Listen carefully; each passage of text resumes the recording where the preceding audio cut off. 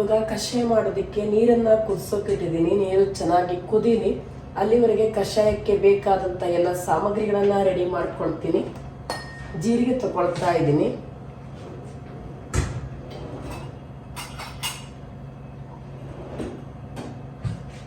ಎಲ್ಲವನ್ನ ಈ ಲೋಟದಲ್ಲಿ ಅಳತೆ ಮಾಡ್ಕೊಳ್ತೀನಿ.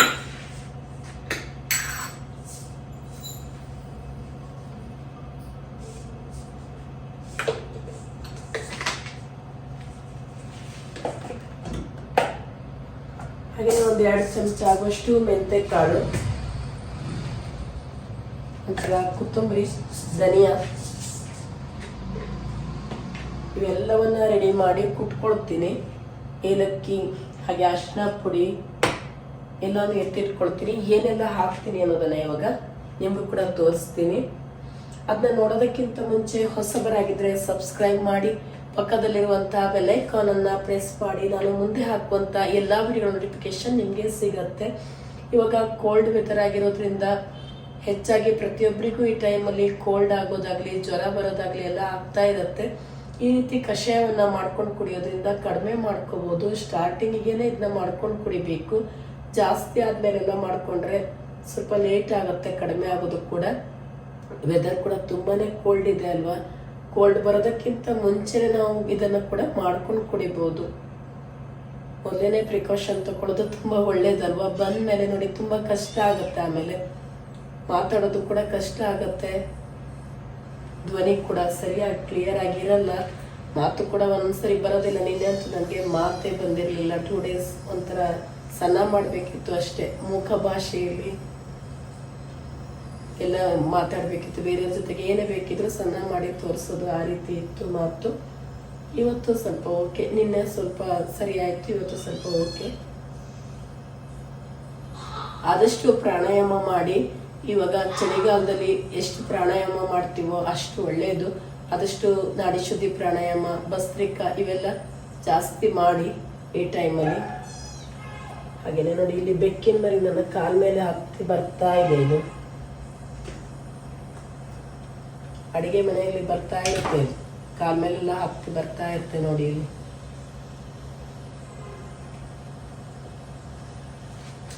ಇಲ್ಲಿ ನನ್ನ ಕಾಲಿನ ಅಕ್ಕಪಕ್ಕನೇ ಕೂತಿದೆ ಎಲ್ಲ ಬೆಕ್ಕಿನ ಮರಿಗಳು ಕೂಡ.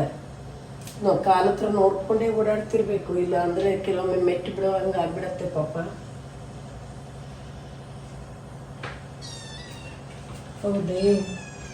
ಹೌದೇ ಕಾಲ್ ಮಾಡಿಬಿಟ್ಟು ಕಷಾಯ ಮಾಡೋದನ್ನ ಕೇಳ್ಕೊಂಡು ಬರ್ಕೊಂಡಿದ್ದೀನಿ. ಬೇಕಾದಂತ ಎಲ್ಲ ಸಾಮಗ್ರಿಗಳನ್ನ ಕೂಡ ಜೋಡಿಸ್ಕೊಂಡಿದ್ದೀನಿ. ಈಗ ನೆಲ್ಲಿಕಾಯಿ ಕೂಡ ಹಾಕು ಅಂತ ಹೇಳಿದ್ದಾರೆ. ನೆಲ್ಲಿಕಾಯಿ ನನ್ನ ಹತ್ರ ಹಸಿ ನೆಲ್ಲಿಕಾಯಿ ಇಲ್ಲದೆ ಇರೋದ್ರಿಂದ ನಾನು ಒಣ ನೆಲ್ಲಿಕಾಯಿನ ಹಾಕ್ತಾ ಇದ್ದೀನಿ. ಹಸಿ ನೆಲ್ಲಿಕಾಯಿ ಇಲ್ಲ ಅಂದರೆ ಒಣ ನೆಲ್ಲಿಕಾಯಿ ಆದರೂ ಆಗತ್ತೆ, ಹಾಕು ಅಂತ ಹೇಳಿದ್ದಾರೆ.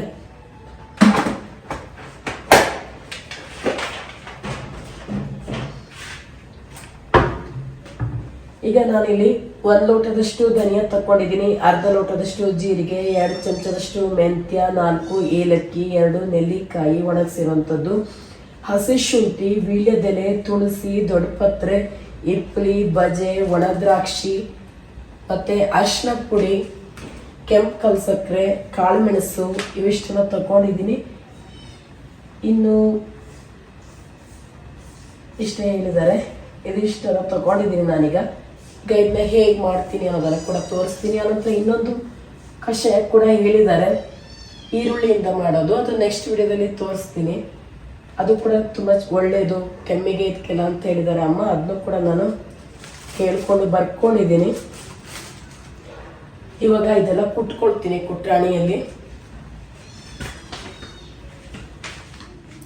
ಇವಾಗ ಕುಟ್ರಾಣಿಯಲ್ಲಿ ಧನಿಯಾ ಹಾಕ್ಕೊಂಡಿದ್ದೀನಿ. ಇದನ್ನು ಚೆನ್ನಾಗಿ ಮೊದಲು ಕುಟ್ಕೊಳ್ತೀನಿ.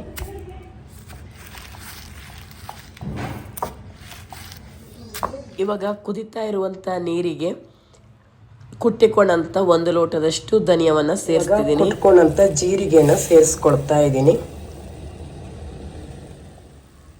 ಹಾಗೆಯೇ ವೀಳ್ಯದೆಲೆಯನ್ನು ಹಾಕ್ಕೊಳ್ತಾ ಇದ್ದೀನಿ. ಇದು ತುಂಬಾ ಒಳ್ಳೆಯದು, ಕಫ ಎಲ್ಲ ಕರಗಿಸೋದ್ರಲ್ಲಿ ಸಹಾಯ ಮಾಡುತ್ತೆ.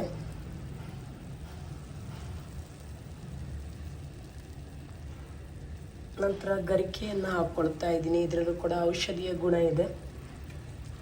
ತುಳಸಿ ಹಾಕ್ಕೊಳ್ತಾ ಇದ್ದೀನಿ. ಇದ್ರ ಬಗ್ಗೆ ಯಾರಿಗೂ ಹೇಳೋ ಅವಶ್ಯಕತೆ ಇಲ್ಲ, ಎಲ್ಲರಿಗೂ ಗೊತ್ತಿರುತ್ತೆ ಇದರಲ್ಲಿ ಏನೆಲ್ಲ ಔಷಧಿ ಗುಣ ಇದೆ ಅಂತ ಹೇಳ್ಬಿಟ್ಟು.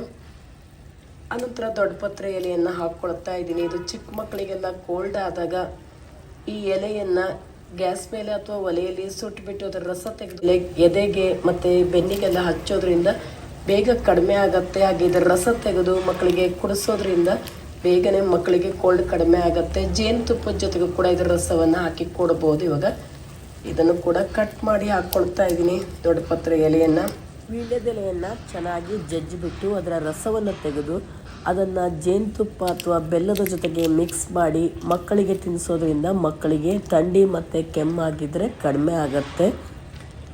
ಒಣಗಿಸಿರುವಂಥ ನೆಲ್ಲಿಕಾಯನ್ನು ಹಾಕ್ಕೊಳ್ತೀನಿ. ಇದು ಚೆನ್ನಾಗಿ ಕುದಿಯೋ ನೀರಲ್ಲಿ ಚೆನ್ನಾಗಿ ಬೇಯುತ್ತೆ. ಹಾಗೆಯೇ ಸಿಪ್ಪೆ ಸಮೇತ 4 ಏಲಕ್ಕಿಯನ್ನು ಹಾಕ್ಕೊಳ್ತಾ ಇದ್ದೀನಿ. ನಂತರ ಇಷ್ಟು ಒಣ ದ್ರಾಕ್ಷಿಯನ್ನು ತಗೊಂಡಿದ್ದೀನಿ. ಒಣ ದ್ರಾಕ್ಷಿಯನ್ನು ಈಗ ಸೇರಿಸ್ಕೊಳ್ತೀನಿ.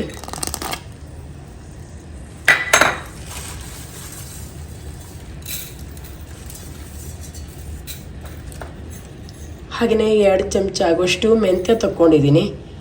ಮೆಂತ್ಯ ಹಾಕ್ಕೊಳ್ತೀನಿ. ಮೆಂತ್ಯ ಕೆಲವರಿಗೆ ಇಷ್ಟ ಆಗಲ್ಲ, ಬಂಪ್ ಆಗುತ್ತೆ ಅಂತ ಹೇಳ್ಬಿಟ್ಟು ಅಂಥವರು ಮೆಂತ್ಯ ಹಾಕ್ಕೊಳ್ಳೋದಿದ್ರು ಆಗುತ್ತೆ. ಮೆಂತ್ಯ ಒಳ್ಳೆಯದು ತಂಪಾಗಿ ಬಾಡಿಗೆ.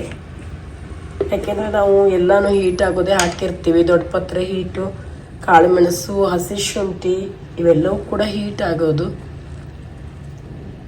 ಇವಾಗ ಅರಿಶಿನ ಪುಡಿಯನ್ನು ಸೇರಿಸ್ತಾ ಇದ್ದೀನಿ, 1 ಚಮಚ ಆಗೋಷ್ಟು. ಇವಾಗ 7ರಿಂದ 8ರಷ್ಟು ಕಾಳುಮೆಣಸನ್ನು ಪುಡಿ ಮಾಡ್ಕೊಂಡಿದ್ದನ್ನು ಸೇರಿಸ್ತಾ ಇದ್ದೀನಿ. ಚೆನ್ನಾಗಿ ಜಜ್ಕೊಂಡಂಥ ಹಸಿ ಶುಂಠಿಯನ್ನು ಸೇರಿಸ್ಕೊಳ್ತಾ ಇದ್ದೀನಿ. ಚೆನ್ನಾಗಿ ಕುಟ್ಟಿ ಪುಡಿ ಮಾಡ್ಕೊಂಡಂಥ ಇಡ್ಲಿ ಸೇರಿಸ್ಕೊಳ್ತಾ ಇದ್ದೀನಿ. 4ರಿಂದ 5ರಷ್ಟು ಇಡ್ಲಿಯನ್ನು ತಗೊಂಡಿದ್ದೀನಿ. ಕೆಲವರಿಗೆ ಇಡ್ಲಿ ಹೇಗಿರುತ್ತೆ ಅಂತ ಗೊತ್ತಿರಲ್ಲ, ಅದಕ್ಕೆ ತೋರಿಸ್ತಾ ಇದ್ದೀನಿ. ನೋಡಿ, ಈ ರೀತಿ ಇರುತ್ತೆ ಇಡ್ಲಿ.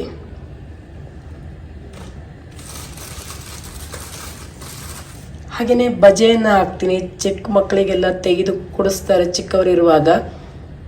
ಇದನ್ನು ಚಿಕ್ಕ ಚೂರನ್ನು ಈಗ ಜಜ್ಜಿ ಹಾಕ್ಕೊಳ್ತೀನಿ. ಈ ರೀತಿ ಇರುತ್ತೆ ಬಜೆ ಅಂದರೆ. ಈಗ ಕುಟ್ಕೊಂಡಂಥ ಬಜೆನ ಸೇರಿಸ್ಕೊಳ್ತಾ ಇದ್ದೀನಿ.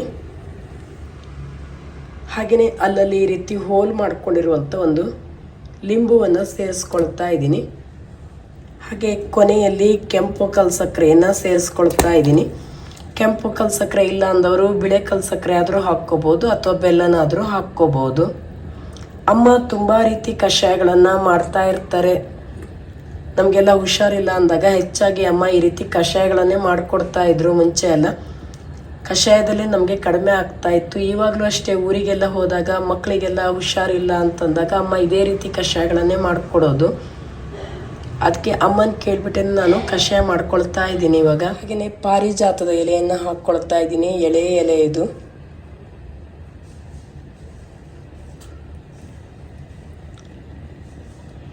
ಇದು ಚೆನ್ನಾಗಿ ಕುದಿದು ಬತ್ತಬೇಕು. ಇದು ಅರ್ಧದಷ್ಟು ಆಗಬೇಕು. ಅಷ್ಟು ಚೆನ್ನಾಗಿ ಬತ್ತಿದ ಮೇಲೇನೆ ಇದನ್ನ ನಾವು ಕುಡಿಬೇಕು. ಕಷಾಯ ನೋಡಿ ಚೆನ್ನಾಗಿ ಕುದಿದು ಬತ್ತಿದೆ. ಇವಾಗ ಇದು ಕಷಾಯ ಚೆನ್ನಾಗಿ ಕುದಿದು ಬತ್ತಿದೆ. ಗ್ಯಾಸ್ ಆಫ್ ಮಾಡ್ಕೊಳ್ತೀನಿ. ಇವಾಗ ಮಕ್ಕಳಿಗೆ ಕಷಾಯ ಕೊಡ್ತೀನಿ, ಹಾಗೆ ನಾನು ಕೂಡ ಕುಡಿತೀನಿ. ಇದನ್ನು ಸೋಸ್ಕೊಂಡು ಕುಡಿಬೇಕು.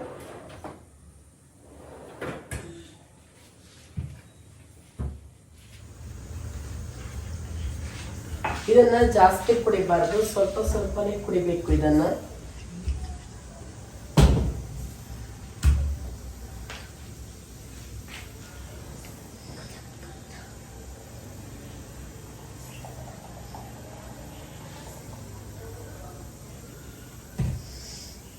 ಖುಷಿ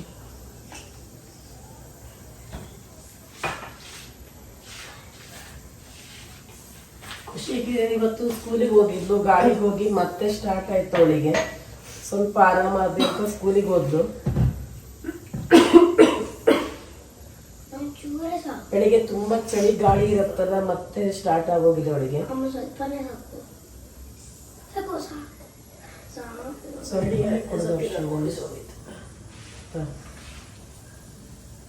ಗ್ಲಾಸ್ ಗಟ್ಟಿ ಇಡ್ಕ ಹಾಕಿ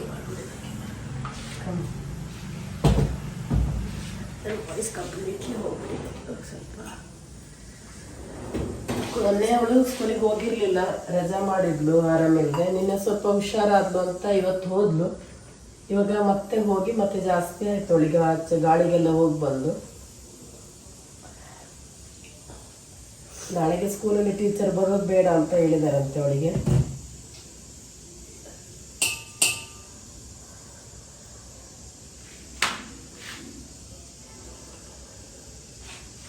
ತುಂಬ ಬಿಸಿ ಬಿಸಿ ಆಗಿದೆ. ಬಿಸಿ ಬಿಸಿ ಆಗಿರುವಾಗಲೇ ಕುಡಿಬೇಕು. ನಾನು ಬಿಸಿ ಬಿಸಿ ಪಾತ್ರೆನ ಕೈಯಲ್ಲಿ ಎತ್ಕೊಂಡು ಹಾಕಿದ್ದೀನಿ ಅಂತ ಯಾರು ಕೂಡ ಮಾಡಕ್ ಹೋಗ್ಬೇಡಿ, ಕೈ ಸುಟ್ಟೋಗತ್ತೆ. ನಾನು ಬಿಸಿ ಬಿಸಿ ಪಾತ್ರೆನೇ ಎತ್ತೀನಿ ಕೈಯಲ್ಲಿ, ನನಗೆ ಕೈ ಸುಡಲ್ಲ. ನಾನು ಕುದಿತಾ ಇರುವಂತ ಪಾತ್ರೆನೇ ಇದು ಎತ್ತಿ ಹಾಕಿರೋದು. ನೀವ್ಯಾರು ಆ ಥರ ಬಿಸಿ ಪಾತ್ರೆನೇ ಎತ್ತಕ್ಕೆ ಹೋಗ್ಬೇಡಿ, ಆಮೇಲೆ ಕೈ ಸುಟ್ಕೊಂಡ್ಬಿಡ್ತೀರ. ಸ್ನೇಹಿತರೆ, ನಾನು ಗಿವ್ ಅವೇನ ಮಾಡೋದನ್ನ ನಿಮ್ಗೆ ಹೇಳಿದ್ದೆ ಅಲ್ವಾ. ನೆಕ್ಲೆಸ್ ಅನ್ನ ತೋರಿಸಿದ್ದೆ, 3 ನೆಕ್ಲೆಸ್ ಅನ್ನ ಗಿವ್ ಅವೇಗೆ ಇಟ್ಟಿದ್ದೀನಿ ಅಂತೇಳಿ. 16 ವಿಡಿಯೋ ಆದ್ಮೇಲೆ 16 ವಿಡಿಯೋವನ್ನ ಪೂರ್ಣ ಯಾರು ನೋಡಿರ್ತಾರೋ ನಾನು ಅಲ್ಲಿ ಕ್ವಶನ್ ನ ಕೇಳ್ತೀನಿ. ಆ ಕ್ವಶನ್ಗೆ ಕರೆಕ್ಟ್ ಆಗಿ ಆನ್ಸರ್ ಅನ್ನ ಮೊದಲು ಯಾರು 3 ಜನ ಮಾಡಿರ್ತಾರೋ ಅವರಿಗೆ ಗಿಫ್ಟ್ ಅನ್ನ ಕಳಿಸ್ತೀನಿ ಅಂತ ಹೇಳಿದ್ದೆ. ನಾನು ನೆಕ್ಸ್ಟ್ ಹಾಕುವಂತ ವಿಡಿಯೋದಲ್ಲಿ ಕ್ವಶನ್ ಕೇಳ್ತೀನಿ. 16 ವಿಡಿಯೋದಲ್ಲಿ ಯಾವ ವಿಡಿಯೋದ ಕ್ವಶನ್ ಆದ್ರೂ ಕೇಳಬಹುದು, ಅಥವಾ 16 ವಿಡಿಯೋದ ಕ್ವಶನ್ ಆದ್ರೂ ಕೇಳಬಹುದು. ನೀವು ವಿಡಿಯೋವನ್ನ ನೋಡಿರುವವರಾಗಿದ್ರೆ ಕರೆಕ್ಟ್ ಆಗಿ ಖಂಡಿತ ಆನ್ಸರ್ ಅನ್ನ ಮಾಡೇ ಮಾಡ್ತೀರಾ. ಮೊದಲೇ 3 ಜನ ಕರೆಕ್ಟ್ ಆಗಿ ಆನ್ಸರ್ ಮಾಡಿದಿರಾ ಅಂತಾದ್ರೆ ಮೊದಲು ಬಂದಂತ ಕಮೆಂಟ್ಸ್ಗೆ ನಾನು ಗಿಫ್ಟ್ ಕೊಡ್ಬೇಕಾಗತ್ತೆ. ಮೊದಲು ಬಂದಂತ ಆನ್ಸರ್ ಕರೆಕ್ಟ್ ಆಗಿಲ್ಲ ಅಂದ್ರೆ ಕೊನೆಯಲ್ಲಿ ಬಂದ ಆನ್ಸರ್ ಕರೆಕ್ಟ್ ಇದ್ರೆ ಅದಕ್ಕೆ ಗಿಫ್ಟ್ ಕೊಡ್ತೀನಿ. ಯಾವ ಆನ್ಸರ್ ಕರೆಕ್ಟ್ ಇರುತ್ತೆ ನೋಡಿ ಅದಕ್ಕೆ ಕೊಡ್ತೀನಿ. ಆದ್ರೆ ಮೊದಲೇ ಕರೆಕ್ಟ್ ಆಗಿ ಆನ್ಸರ್ ಬಂದಿದ್ರೆ ಮತ್ತೆ ಕೊನೆಗೆ ಯಾರಾದ್ರೂ ಕರೆಕ್ಟ್ ಆಗಿ ಆನ್ಸರ್ ಕೊಟ್ರೆ ಅವರಿಗೆ ಗಿಫ್ಟ್ ಕೊಡೋದಕ್ಕೆ ಆಗಲ್ಲ. 3 ಜನರಿಗೆ ಕೊಡ್ತಾ ಇರೋದು. ಅದಕ್ಕೋಸ್ಕರ ನಾಡಿದ್ದು ವಿಡಿಯೋ ಹಾಕ್ತೀನಲ್ಲ, ಹಾಕಿದ ತಕ್ಷಣ ಮೊದಲು ನೋಡಿ, ಮೊದಲೇ ಕಮೆಂಟ್ ಅನ್ನ ಮಾಡಿ, ಆನಂತರ ಮಾಡ್ಬಿಟ್ಟು ನಾನು ಕರೆಕ್ಟ್ ಆಗಿ ಆನ್ಸರ್ ಮಾಡಿದ್ದೆ ನೀವು ಕೊಟ್ಟಿಲ್ಲ ಅಂತೆಲ್ಲ ಹೇಳ್ಬೇಡಿ. ಯಾಕೆಂದ್ರೆ ಕೆಲವೊಬ್ಬರಿಗೆ ಬೇಜಾರಾಗತ್ತೆ, ಸಹಜ. ಎಲ್ಲರಿಗೂ ಕೊಡೋದಿಕ್ಕಾಗಲ್ಲ, 3 ಜನರಿಗೆ ಕೊಡೋದಿಕ್ಕಾಗೋದು. ನನಗೂ ಗೊತ್ತಾಗತ್ತೆ ಕೆಲವರಿಗೆ ಬೇಜಾರಾಗ್ಬೋದು. ಆದ್ರೆ ಕರೆಕ್ಟ್ ಆಗಿ ವಿಡಿಯೋವನ್ನ ನೋಡ್ತಾ ಇದ್ದವರಾದ್ರೆ ಮೊದಲೇನೆ ನೀವು ಆನ್ಸರ್ ಮಾಡಿರ್ತೀರ.